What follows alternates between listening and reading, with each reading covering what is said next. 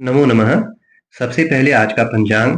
आज श्री संवत 2082, सूर्य दक्षिणायन, उत्तर गोल, शरद ऋतु, सौर मास आश्विन 10 गते, आश्विन शुक्ल पक्ष की उदय व्यापिनी चतुर्थी तिथि।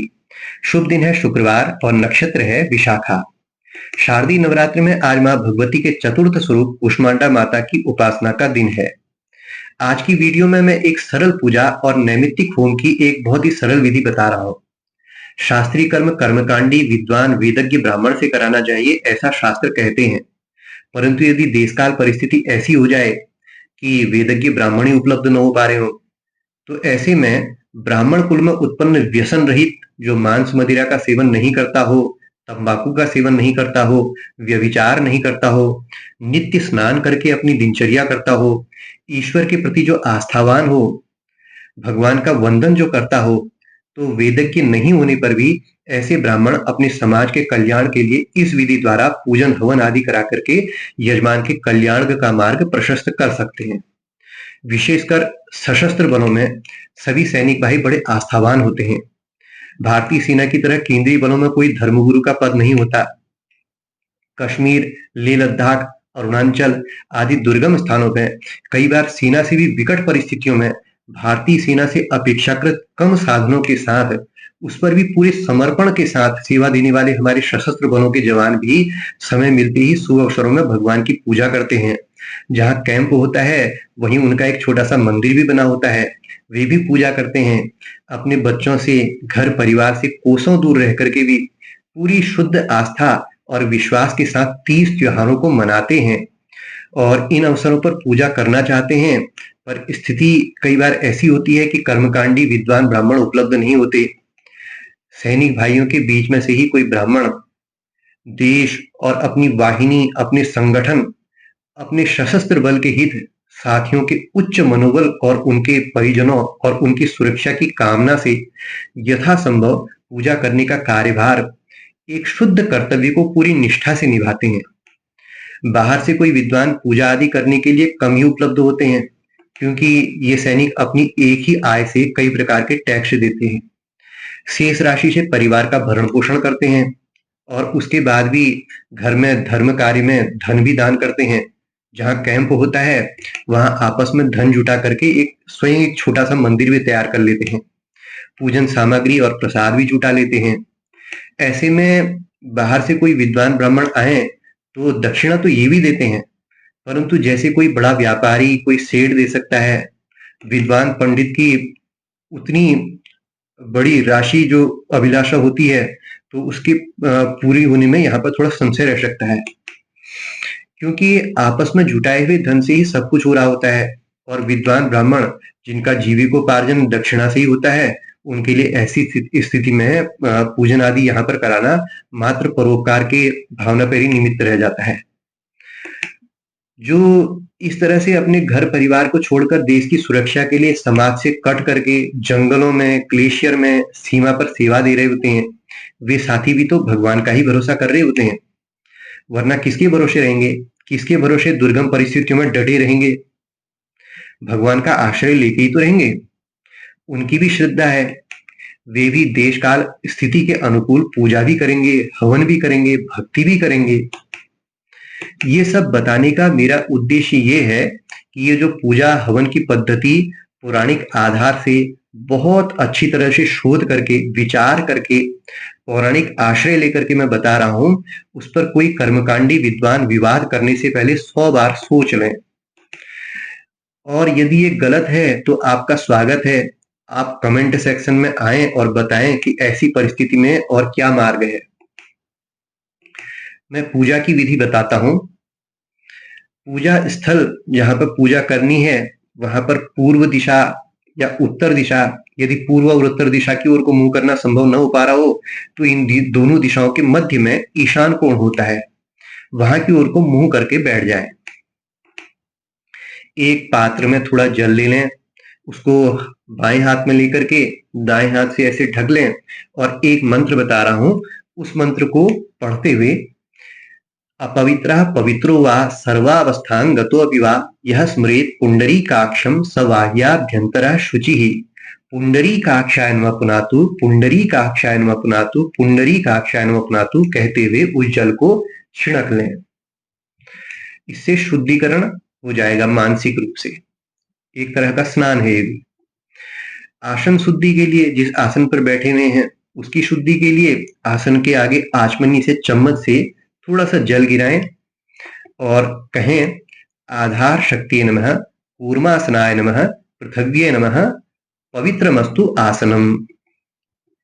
इसके बाद यजमान उनको तिलक करें और तिलक के लिए एक मंत्र बोल रहा हूं, शुभमस्तु शिवम चास्तु महालक्ष्मी प्रसीदतु रक्षन्तु त्वां सदा देवा संपदा सन्तु सर्वदा स्वपत्ना दुष्ग्रहा पापा दुष्ट सत्वा दुभद्रवा तमाल पत्र मालूक्या निष्प्रभावा भवन्तु ते। यदि कन्या को तिलक करना है, कन्या पूजन कर रहे हैं, तो वहां पे जयंती, मंगला, काली, भद्रकाली, कपालिनी, दुर्गा, क्षमा, शिवा, धात्री, स्वाहा स्वधा नमोस्तुते। आचमन्य करें, तिलक के बाद आचमन्य। देखिए क्रम बताया है मैंने, पवित्रीकरण हो गया, पहले आसन शुद्धि होगी, फिर तिलक हो गया, तिलक के बाद आचमन्य होगा। ये पूजा के नियम है जो क्रम चलता है। आचमन्य में हाथ में, दाएं हाथ में जल दें, उसी आचमन्य से चम्मच से केशवाय नमः कहते हुए पी लें। फिर पुनः नारायणाय नमः दूपारा दे करके पी लें, यहाँ ब्रह्म तीर्थ से पीना है। माधवाय नमः कहते हुए पुनः 3 बार ये आचमन्य हो गया। पुनः हाथ में जल लेकर के उसको हस्त प्रक्षालन यानी हाथ धोना, गोविंदाय नमः कहते हुए हाथ धुलवा दें। अब गहरी सांस लेकर के कुछ क्षण रोक करके धीरे धीरे सांस छोड़कर कम से कम एक बार प्राणायाम कर लें। ये प्राणायाम हो गया, तिलक आचमन्य प्राणायाम ये हो गई। अब संक्षिप्त पूजा के लिए संकल्प लेने हेतु अपने दाएं हाथ में, यजमान के दाएं हाथ में इस तरह से अंगूठा अंदर करके इसके मध्य में पुष्प और चावल और जल ये दे दें। गंध उसमें अगर लाल तिलक है तो पुष्प के साथ वो लगा दें।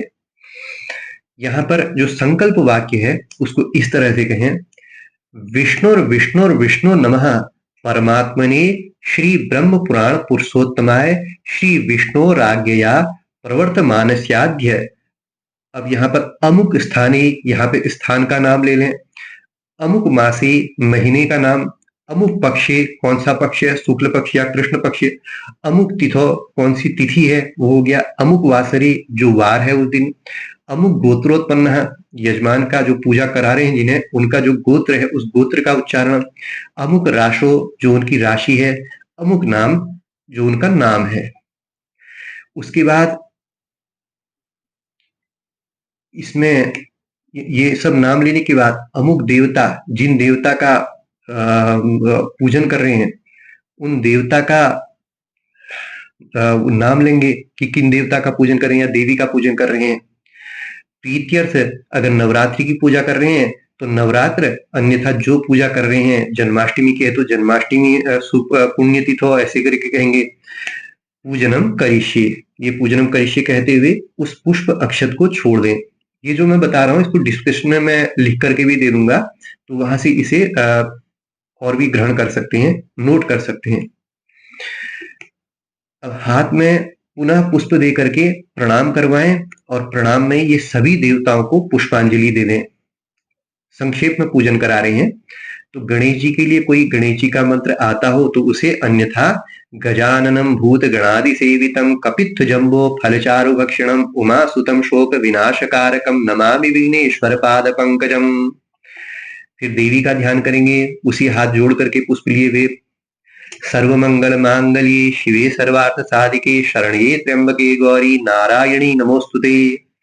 भगवान विष्णु का ध्यान, मंगलम भगवान विष्णु मंगलम गरुड़ध्वजा मंगलम पुंडरीकाक्षो मंगलाय तनुहरि। भगवान शंकर का ध्यान, कर्पूर गौरम करुणावतारम संसार सारम भुजगेंद्रहारम सदा वसंतम हृदयारविंदे भवम भवानी सहितम नमामि। फिर सूर्यादि नवग्रहों का ध्यान कर लेंगे, ब्रह्मा मुरारी त्रिपुरांतकारी भानु शशि भूमि सुतो बुधश्च गुरुश्च शुक्रः शनि राहु केतवः सर्वे ग्रहा शांति करा भवन्तु। इसके बाद गुरु का ध्यान कर लेंगे। गुरुर् ब्रह्मा गुरुर्विष्णु गुरुर्देवो महेश्वरो गुरुर साक्षात परम ब्रह्म तस्मै श्री गुरुवे नमः। और ये जो पुष्प हाथ में लिए हुए हैं उसे आगे चढ़ा दें, भगवान की प्रतिमा के आगे या आगे एक पात्र में, एक बर्तन में चढ़ा दें। अब ये संक्षिप्त पूजन होना है तो इसमें आगे अधिक कुछ नहीं करेंगे, सीधे अब पंचोपचार पूजन में धूप प्रज्वलित करेंगे, धूप जलाएंगे। और धूप के लिए कहेंगे वनस्पति रसोद्भूतो गंधाढ्यो गंधोत्तम आग्रेयम सर्वदेवानाम धूपोयं प्रतिगृहताम। धूप जला करके वहां पे आगे आघ्रापित करने के लिए रख देंगे उन्हें। फिर दीप प्रज्वलित करेंगे, दिया जलाएंगे। और दीप जलाने के लिए शुभम करोति कल्याणम आरोग्यम धन संपदाम शत्रु बुद्धि विनाशाय दीप ज्योतिर नमोस्तुते, ये कहते हुए दीप जला देंगे और दीप दर्शा देंगे भगवान को। उसके बाद दाहिने हाथ को प्रक्षालित करवा देंगे यजमान के। स्वयं कर रहे हैं तो स्वयं प्रक्षालित कर लेंगे, धो लेंगे, उसमें एक आचमनी से जल लेकर के ऐसे छोड़ देंगे। और यजमान को करवा रहे हैं तो आचमनी से हाथ में जल दे करके ऐसे छोड़ देंगे, वो हस्त प्रक्षालन हो गया गोविंदाय नमः कहते हुए। उसके बाद जो नैवेद्य है उस नैवेद्य को निवेदित करने के लिए, यहाँ नैवेद्य निवेदन का तरीका बता रहा हूं। जो शास्त्रीय विधान है, भगवान की प्रतिमा के या तो समक्ष या उनके दाहिनी ओर नैवेद्य को कुछ क्षण के लिए रख देते हैं। ये नहीं कि नैवेद्य को भगवान की प्रतिमा के मुंह पर चिपका दें, ऐसा नहीं किया जाता। ये तो ऐसा लगेगा जैसे कि सब लोग बैठे हुए हैं और भगवान जी के मुंह पर नैवेद्य चिपका हुआ है, तो भगवान जी देख रहे हैं कि जब सब चले जाएं तो अभी कोई नहीं देख रहा तो जीभ बाहर निकल के अंदर कर लेंगे, ऐसा नहीं होता है। तो वहां पर नैवेद्य उनके आगे स्थापित किया जाता है या दाहिनी ओर, और कुछ क्षण के लिए रखते हैं उसे। ये नहीं कि उसे सुबह से रखा हुआ और वैसे ही रह जाए वो। उसमें क्या होता है, कई तरह के जीव होते हैं जो वहां पर आकर के उसका भक्षण, फिर वो किसी को बांटने योग्य नहीं रहता है, अशुद्ध हो जाएगा तो नैवेद्य को, और उस पर पाप लगता है। तो ऐसा नहीं, नैवेद्य चढ़ाने के बाद तुरंत उसको ग्रहण कर लेना है, बांट देना है। नैवेद्य के लिए जो मंत्र है इस तरह से कहें, शर्करा खंड खाद्यानि दधि क्षीर घृतानि च आहारम भक्ष्य भोज्य नैवेद्यम प्रतिगृहताम। और इसके बाद 5 बार मन ही मन उस देवता के नाम का मंत्र जप कर लें, 5 बार, कम से कम 5 बार। फिर आचमन, ये जो चम्मच है उसमें जल ले लें, और जल लेकर के अगर आपने देवी का ध्यान किया हुआ है, देवी का मंत्र जप किया है 5 बार, तो या फिर 5 बार या अधिक करते हैं, अगर समय है तो 108 बार करेंगे। तो जो जप किया हुआ है उस जप को उन्हीं देवता उन्हीं देवी को निवेदित करते हैं उस आचमन्य से। गुह्यति गुह्य गोत्री त्वं ग्रहणास्मत्कृतं जपम सिद्धिर्भवतु मे देवी त्वत्प्रसादात् सुरेश्वरी, ऐसा कहते हुए आगे चढ़ा दें। उस जल को जो आगे निवेदित किया हुआ है, भूमि पर गिराया आपने, उसको मध्यमा अंगुली से, बीच की अंगुली से उसका स्पर्श करके अपने मस्तक पर धारण कर लें। जो जप निवेदित किया है उनको निवेदित करने के बाद उस जल को, उसके बाद फिर आचमन्य में जल, नैवेद्यांते आचमन्यम समर्पयामि, ऐसा कहते हुए आगे रखे हुए पात्र में, जो खाली पात्र रखा हुआ है जिसमें पूजन के पुष्प आदि चढ़ा रहे हैं, उसमें या फिर भूमि पर एक आचमन्य जल छोड़ दें। आचमन्यम समर्पयामि, नैवेद्यांते आचमन्यम समर्पयामि, ऐसा कहेंगे। नैवेद्य के बाद आचमन्य समर्पण कर रहे हैं। फिर उसके बाद जो फल लाए हुए हैं प्रसाद के लिए, भगवान को चढ़ाने के लिए, वो पूर्ण फल, अभी कटेंगे नहीं, साबुत फल को पहले चढ़ाएंगे, फिर बाद में उसको काट के प्रसाद बांट सकते हैं, ग्रहण कर सकते हैं। तो साबुत फल, पूर्ण फल, जो खंडित नहीं है, ऐसा फल, ऐसा ही पुष्प भी चढ़ेगा, ऐसा ही फल भी चढ़ेगा। जो खंडित होता है वो वाला नहीं चढ़ता, माल्य चढ़ता है जिसकी माला बनाई जा सकती है। कटे हुए फल की माला नहीं बन सकती है, वो निर्माल्य हो गया।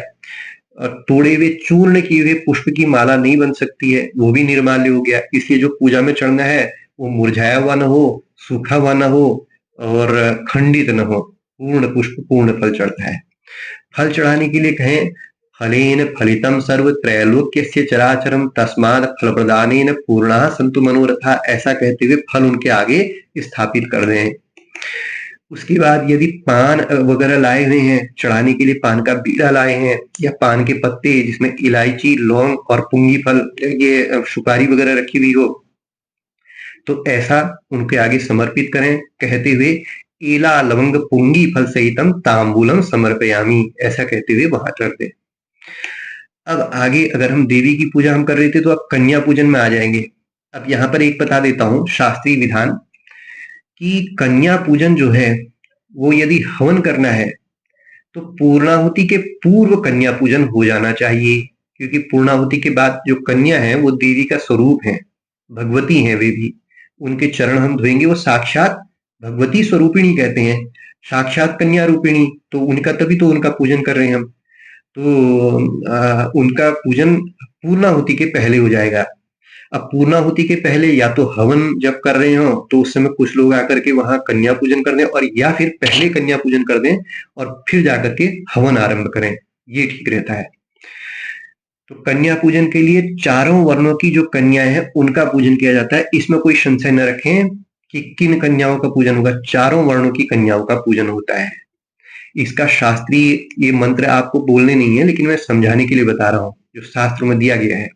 ब्रह्माणी सर्व कार्येषु, सभी कार्यों की सिद्धि के लिए ब्राह्मण कन्या की पूजा होती है।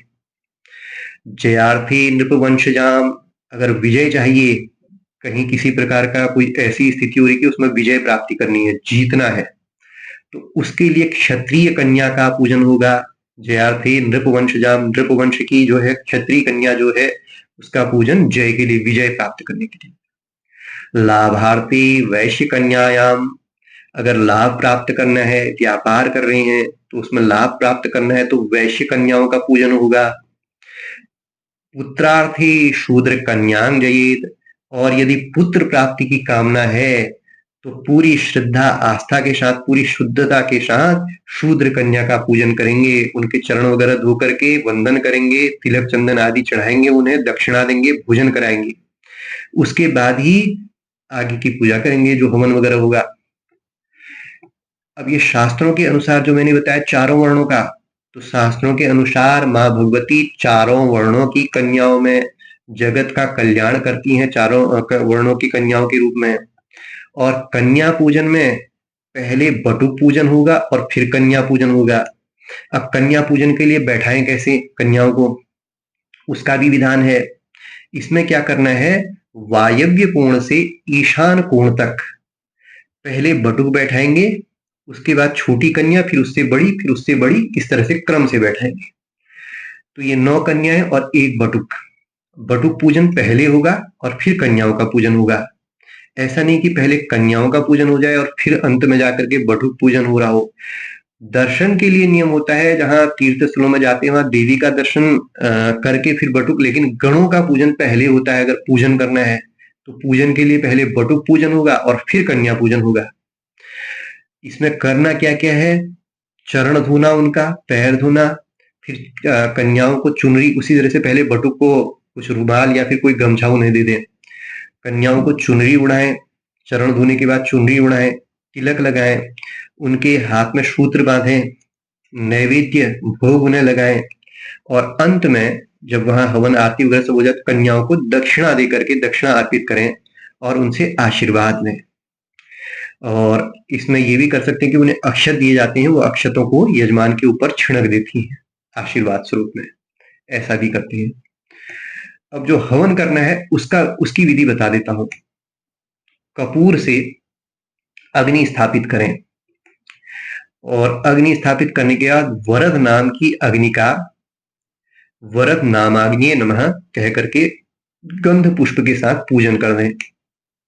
गंध पुष्प, पुष्प में गंध लेकर के वरद नामाग्नि नमः जो अग्नि स्थापित की हुई है उसको चढ़ा दें।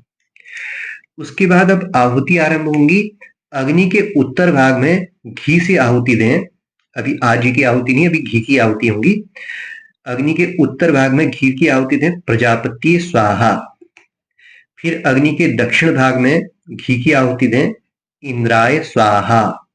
उस दिशा की ओर को करना है, दक्षिण दिशा की ओर को, अग्नि जहां पर प्रज्वलित हो रही।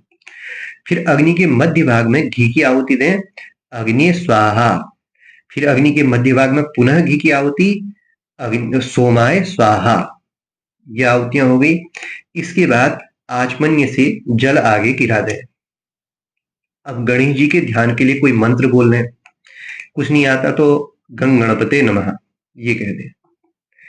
उसके बाद गंग गणपते स्वाहा, इस मंत्र से गणेश जी की आहुति दे दें। 1 आहुति, 5 आहुति, 11 आहुति, जितनी देनी है उतनी आहुति दे सकते हैं। फिर माता के ध्यान के लिए कोई मंत्र बोलें, यदि सर्वमंगल मांगल्ये ये कह सकते हैं, अन्यथा दुर्गाय नमः, ऐसे ही ध्यान कर लें। फिर माता की की आहुति दें, उसके लिए दुर्गाय स्वाहा या दुम दुर्गाय स्वाहा, इस तरह से 108 आहुति दे सकते हैं, और या फिर बगैर गिने आहुति दे दें। यदि 108 कर सकने का समय नहीं है तो बगैर गिने आहुति दे दें। फिर भगवान विष्णु ये यज्ञ पुरुष हैं, तो इनका शिव जी का, विष्णु जी की भी आहुति होंगी हवन होगा तो भगवान विष्णु के ध्यान का कोई मंत्र बोलें हाथ जोड़ करके, और उसके बाद विष्णु भगवान की आहुति दें। विष्णवे स्वाहा, इस मंत्र से जितनी आहुति, 5 आहुति या 1 आहुति देना चाहते हैं वो दें। आचमनी से जल आगे गिरा दें। अब शिव जी की का ध्यान करें। शिव जी के ध्यान का कोई मंत्र कुछ नहीं होता, तो कर्पूर गौरम करुणावतारम ये भी नहीं आता है, तो शिवाय नमः इतना कह के शिव जी का ध्यान कर लें, और शिवाय स्वाहा कहते हुए आहुति दे दें। 5 आहुति, 11 आहुति जितनी देनी है, 1 आहुति भी होगी। आचमनी से जल आगे गिरा दें। अब हाथ जोड़ करके ध्यान करें। ब्रह्मा मुरारी त्रिपुरांतकारी भानो शशि भूमि सुतो बुधश्च गुरुश्च शुक्र शनि राहु केतव सर्वे ग्रह शांति करा भवन्तु। ये 9 ग्रह मंडलों का ध्यान हो गया। इसके बाद आहुति देनी है। सूर्याय स्वाहा 1 आहुति, 5 आहुति जितनी इच्छा है। चंद्रमसी स्वाहा, ये चंद्रमा की आहुति। भौमाय स्वाहा, मंगल की आहुति। बुद्धाय स्वाहा, बुद्ध की आहुति। गुरुवे स्वाहा, फिर शुक्राय स्वाहा, शनिश्चराय स्वाहा, राहुवे स्वाहा, केतुवे स्वाहा, अधिदेवताभ्यो स्वाहा, प्रत्यधि देवताभ्यो स्वाहा।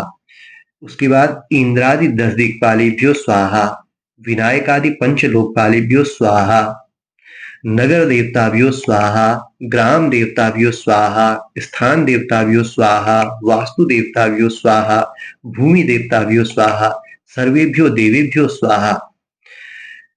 ये सब करने के बाद प्रायश्चित होम के लिए आप मन ही मन, इसको बोलना नहीं है, मुंह को नहीं हिलाना है, दांतों को भी नहीं हिलाना है,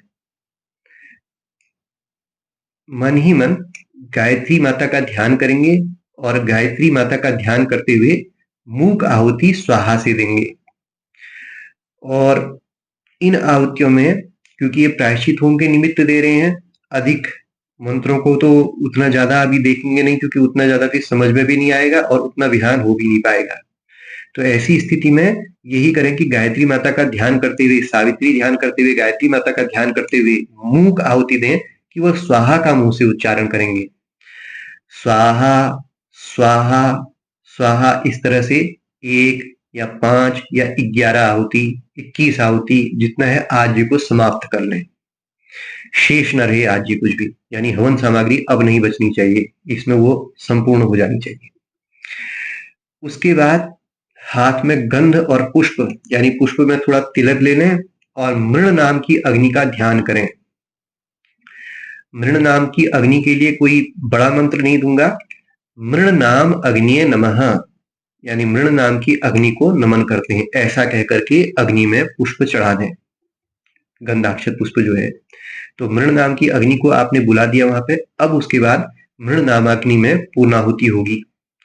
पूर्णाहुति को, जो पूर्णाहुति तैयार की हुई है, शुचि में नारियल रख करके, गरी गोला रख करके, या उसमें पान का बीड़ा भी लगाते हैं, उसमें उसको ऊपर से काट करके घी उसके अंदर थोड़ा भर देते हैं, तो उसको माल्य आदि से सजा देते हैं पुष्प मालाओं से।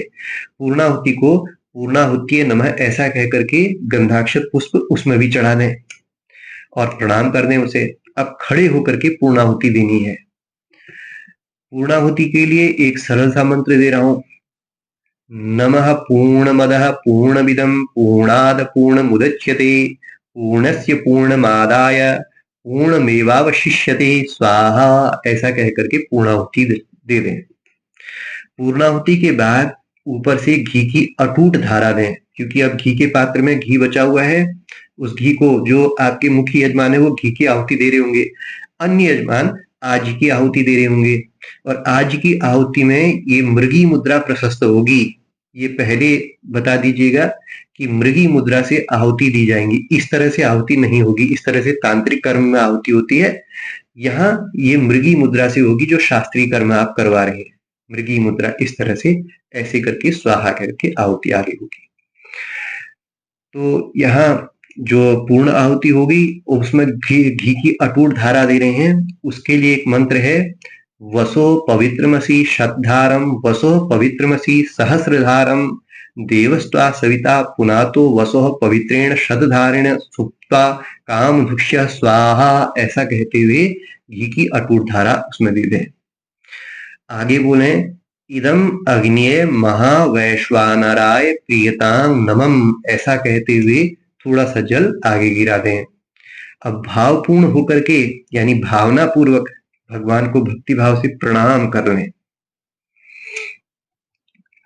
अब माता की और सभी देवताओं की आरती उतारें और आरती के बाद आरती जब समाप्त हो जाए तो पुष्प थोड़े हाथ में लेकर के पुष्पांजलि दें और पुष्पांजलि के लिए इतना ही मंत्र बोलें, नाना सुगंधि पुष्पाणी यथा कालोद्वानी पुष्पांजलिर्मया दत्तम ग्रहण सुरेश्वरी या सुरेश्वरो, जिनकी पूजा कर रहे हैं उनको पुष्पांजलि चढ़ा दें।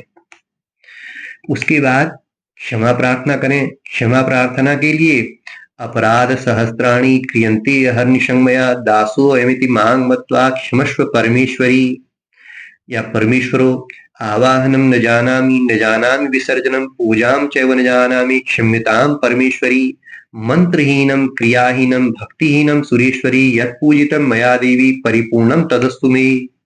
उसके बाद प्रणाम कर लें और प्रणाम करने के बाद आप पूजन कर्म करवा रहे हैं तो उसमें ये जय घोष करें, धर्म की जय हो, अधर्म का नाश हो, प्राणियों में सद्भावना हो, विश्व का कल्याण हो, गौ माता की रक्षा हो, सत्य सनातन धर्म की जय, अपनी जो बल है उसकी जय, और माँ भगवती की जय, पराम्बा की जय, माता पिता की जय, ये जय घोष कर सकते हैं। हर हर महादेव ऐसा कहते हुए प्रणाम कर लें। उसके बाद जो चौकियां बनाई हुई हैं, षोडश मात्र का चौकी हो या वरुण कलश स्थापित किया गया हो और यज्ञ अग्नि है, इनके पास जाकर के इनमें अक्षत छिड़कें और अक्षत छिड़कते हुए कहें कि गच्छ गच्छ सुरश्रेष्ठो स्वस्थानं परमेश्वरो। पहले जिनकी स्थापना पहले की गई है उनमें अक्षत छोड़ें, ऐसा कहते हुए गच्छ गच्छ सुरश्रेष्ठो स्वस्थानं परमेश्वरो, ऐसे ही कहते हुए अन्य चौकियों में या फिर कलश में, और ऐसे ही कहते हुए जहां हवन किया गया है उस हवन कुंड में अग्नि में भी अक्षत इस तरह से गच्छ गच्छ सुरश्रेष्ठो स्वस्थानम परमेश्वरो कहते हुए छोड़ दें। इसके बाद प्रणाम कर लें और प्रणाम के बाद जो त्रयाकुकरण होता है तो हवन से लेकर के सबको उसका तिलक लगा दें, इसे त्रयाकुकरण कहते हैं। और उसके बाद सभी उनको जो कलश स्थापित किया गया है उसके जल से अभिषेक किया जाता है और ये रक्षा सूत्र बंधन करते हैं। तो रक्षा सूत्र बंधन के लिए येन बद्धो बलिराजा दानवेंद्र महाबला तेन तोमन बदनामी रक्षिमा चलमाचल कहते हुए रक्षा सूत्र बंधन करें। पंचामृत पान कराएं, अकाल मृत्यु हरणम सर्वव्याधि विनाशनम विष्णु पादुकम पीत्वा शीर्षा धार्याम्यम, ये कहते हुए और जोर से माता की जय घोष करके सभी को जो भंडारा प्रसाद आदि वहां व्यवस्था है उसको खाने के लिए प्रस्थान करवाएं, उसको ग्रहण करने के लिए प्रस्थान करवाएं और सभी के लिए मंगल कामना के साथ जय हिंद, नमो नमः।